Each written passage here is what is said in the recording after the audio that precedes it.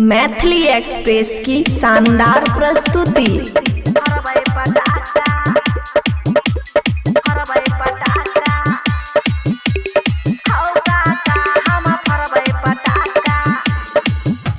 खुशी recording studio बलुआहा। छोड़बै बमुआर छोड़बै छोर छोरी, छठी घाट हम जइबै जरूरी।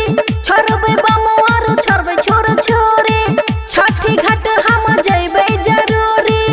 हम मनवा नहीं बात कोनो पाका पाका पाका। हौ काका सुन काका, हौ काका हम फरबै पटाका। हौ काका हम फरबै पटाका, हौ काका हम फरबै पटाका। फरबै पटाका, फरबै पटाका। डीजे गुड बजाओ, डीजे हम फरबै पटाका। मिक्स बाय अमन अक्के। लैबै किन के बम्मर मूरा, सब सख हम करबै पूरा। बुझलह सुनला हाँ। लैबै किन के बम्मर मूरा, सब सख करबै हम पूरा। तंग भै जेतै गौआ इलाका इलाका इलाका। हौ काका सुन काका, हौ काका हम फरबै पटाका। हौ काका हम फरबै पटाका, हौ काका हम फरबै पटाका। फरबै पटाका, फरबै पटाका। डीजे गुड बजाओ, डीजे हम फरबै पटाका। खुशी रिकॉर्डिंग स्टूडियो बलुआहा।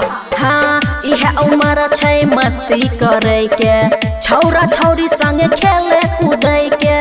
बुझलो हो सुनला कान खोल के नहीं मानबा। यह उम्र छै मस्ती करे के, छौरा छौरी संगे खेले कूदे के। बात सुने के लगता है धक्का धक्का धक्का। हौ काका सुन काका, हौ काका हम फरबा पटाका। हौ काका हम फरबै पटाका, हौ काका हम फरबै पटाका। फरबै पटाका, फरबै पटाका।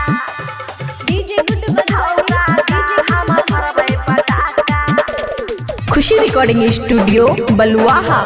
हाँ बाऊ से पैसा मांग लेलिए हमें, मैयो से तनी मानी ठेक लेलिए हमें। आय तो बेवकूफ बना दिलिए।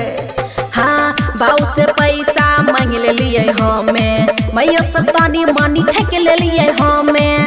रही जेब तू देख बाका बाका बाका। हौ काका सुन काका, हौ काका हम फरबै पटाका। हौ काका हम फरबै पटाका, हौ काका हम फरबै पटाका। बल्ले बल्ले। खुशी रिकॉर्डिंग स्टूडियो बलुआहा।